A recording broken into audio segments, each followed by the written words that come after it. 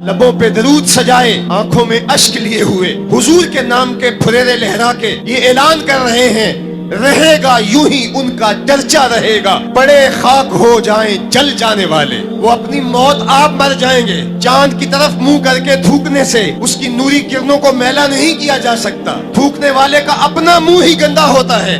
مدینے کا چاند کل بھی روشن تھا، مدینے کا چاند آج بھی روشن آیا تھا کہ سر عام یوں توہین اور تنقیص ہوتی ہو پیغمبر حسن اور پیغمبر جمال کی، اور پھر 1.40 کروڑ انسان دنیا کے اوپر بستے ہوں، یہ بھی زمانے نے دن دیکھنے تھے۔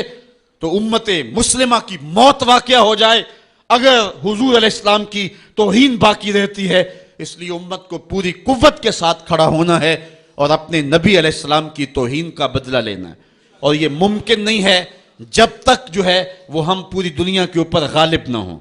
اللہ تعالیٰ امت کو وہ دن نصیب فرمائے کہ امت کا غلبہ اللہ تعالیٰ نصیب فرمائے۔ اس وقت ہمارا المیہ یہ ہے کہ ہمارے پاس عالم لیڈر کوئی نہیں ہے، عوام کے جذبے یقیناً دیکھنے کے۔ سیریا کے بچوں کو میں نے دیکھا کہ وہ چھوٹے چھوٹے بچے، انہوں نے ہاتھوں میں کتبہ پکڑا ہوا ہے، اور میں اس منظر کو دیکھ کر کے کتنی دیر تک سکتے میں رہا۔ اس کے اوپر لکھا ہوا تھا اقتلونا ولا تسبوا لنبینا، ہمارے ٹکڑے کر دو لیکن ہمارے نبی کو گالی نہ دو۔ ان بچوں کے درد کی کہانی کلیجے چیر رہی تھی۔ یہ محبتوں کا عالم، وہ اقبال نے کہا تھا چمن میں رخت گل شبنم سے تر ہے، چمن میں رخت گل شبنم سے تر ہے، سمن ہے سبزہ ہے باد سحر ہے، مگر ہنگامہ ہو سکتا نہیں گرم، یہاں کا لالا بے سوز جگر ہے۔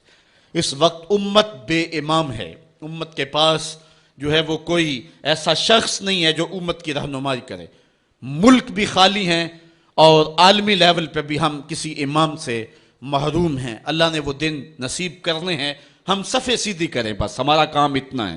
صفے سیدھی کریں گے تو امام بھی اللہ بھیج ہی دے گا، اور وہ وقت آئے گا کہ اس کے جھنڈے نیچے ہم کھڑے ہوں گے۔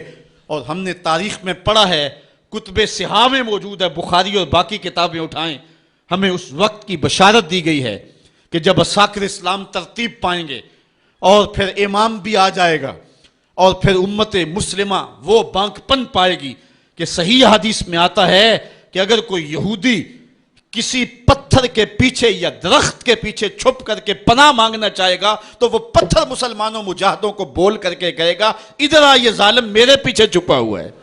وہ دن بھی اللہ تعالیٰ نے ہمیں دکھانے ہیں، اور پوری امت کے اوپر جھنڈا جھولے گا تو آمنہ کے لال کا ہی جھولے گا انشاءاللہ۔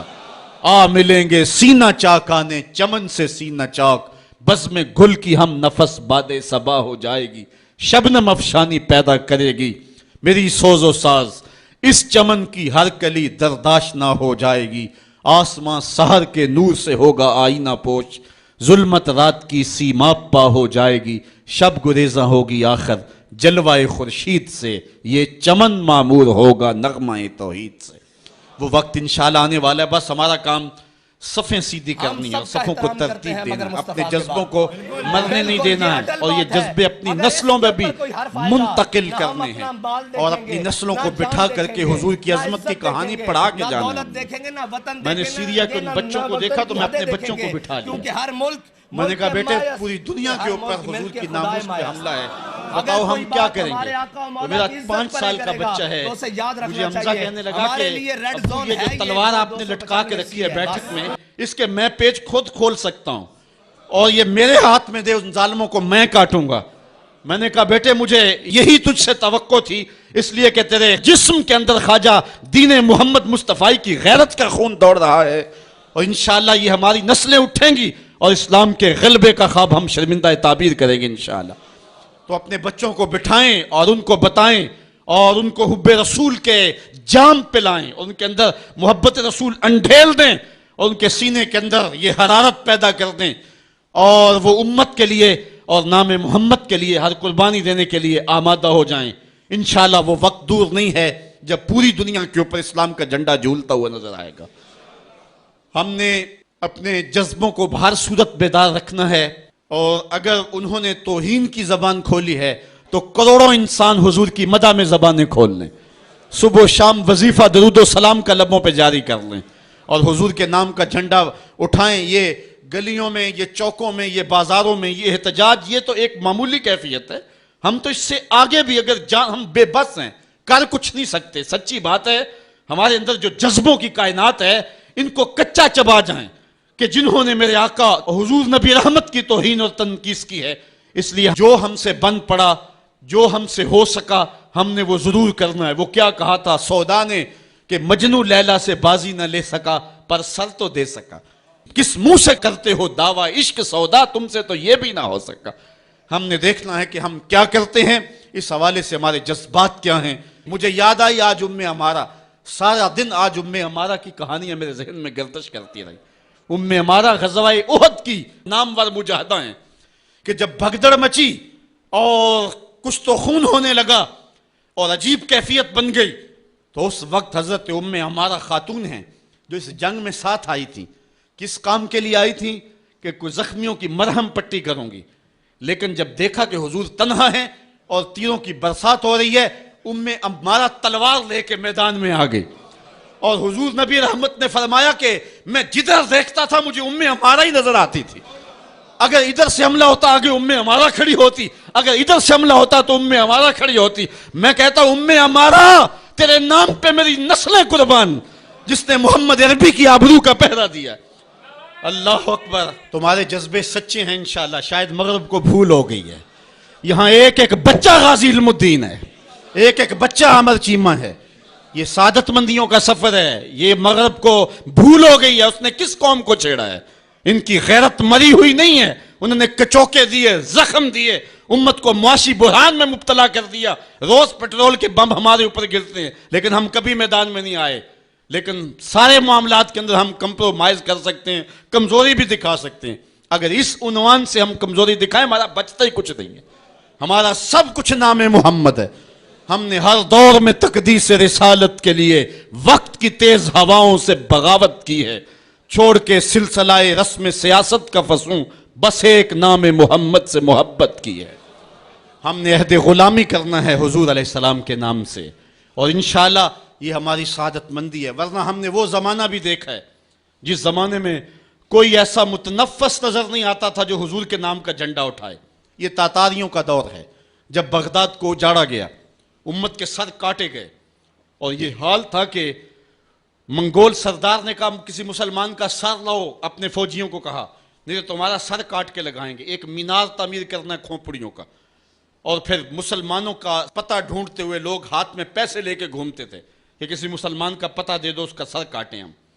لیکن مسلمان ملتا نہیں تھا. کاٹ دیے گئے. دجلہ 3 دن تک خون بن کے بہتا رہا. یہ ہماری تاریخ ہے بغداد کی. اور پھر دجلہ کا بند توڑ دیا گیا. جو لوگ تہ خانوں میں چھپے تھے، 1.25 لاکھ لاشیں ہم نے وہاں سے پھر نکالی. پھر وہ لمحے آئے کہ کوئی ایسا متنفس نظر نہیں آتا تھا جس کے ہاتھ میں اسلام کا جھنڈا ہو. ایک منگول سردار عیسائی ہو گیا. اس نے ایک عیسائی پادری کو بلایا اور کہا کہ اپنے مذہب کی تبلیغ کر تاکہ کچھ لوگ اور بھی ہمارے ہم نوا ہو جائیں. اس نے قسم پرسی کے سالم میں کہ اب کوئی شخص نہیں ہے جو اسلام کا نام لیوا ہو، تو اپنے خب سے باطنی کا اظہار کر دیا اور پیغمبر حسن و جمال حضور نبی رحمت کی توہین و تنقیص کا آغاز کیا. ابن حجر نے لکھا ہے کہ ایک کتا تھا جو خیمے کی چوب کے ساتھ بندھا ہوا تھا. جب اس نے توہین کا آغاز کیا تو اس نے بھونکنا شروع کر دیا. لوگوں نے کہا کہ یہ کتا تیری اس توہین کی وجہ سے بھونک رہا ہے. اس نے کہا نہیں ایسی کوئی بات نہیں، یہ کتا نسلی کتا ہے. واقعی وہ نسلی تھا، اور میرا ہاتھ کا اشارہ پا کے غیرت میں آ گیا ہے، کوئی ایسی بات نہیں ہے. اس نے پھر توہین کا آغاز کر دیا. تو ابن حجر نے لکھا ہے کہ اس کتے نے زنجیر تڑوا کر کے اس پادری کے گلے میں جا کے دانت گاڑ دیے اور چھوڑا تب جب اس کو واصل جہنم کر دیا. اس منظر کو دیکھ کے 70,000 اس فوج کے سپاہی اسلام کے دامن میں آ گئے. اقبال نے اسی موقع پہ کہا تھا، تو نہ مٹ جائے گا ایران کے مٹ جانے سے، نشائے میں کو غرض نہیں پیمانے سے، ہے ایاں یورش تاتار کے افسانے سے، پاسباں کعبے کو مل گئے صنم خانے سے. اللہ اپنے نبی کی آبرو کی یوں بھی حفاظت کرنا جانتا ہے. اس پورے حال میں کوئی ایک شخص بھی نہیں ہوگا کہ جس کے دل میں یہ آرزو نہ ہو کہ میں حضور کے نام پہ قربان ہو جاؤں. ایک ایک شخص کے سینے کے اندر، میں سمجھتا ہوں میرا ہی سینہ ہے، لیکن نہیں، ہر شخص کا سینہ یہی ہے، اور ہر شخص کے اندر کے جذبات یہ ہیں. یار یہ دھڑا کیا ہے زندگی میں حضور کے بغیر؟ سب کچھ حضور ہی ہیں، اور ہماری زندگی کا سب سے قیمتی اثاثہ حضور کی ذات ستودہ صفات ہیں۔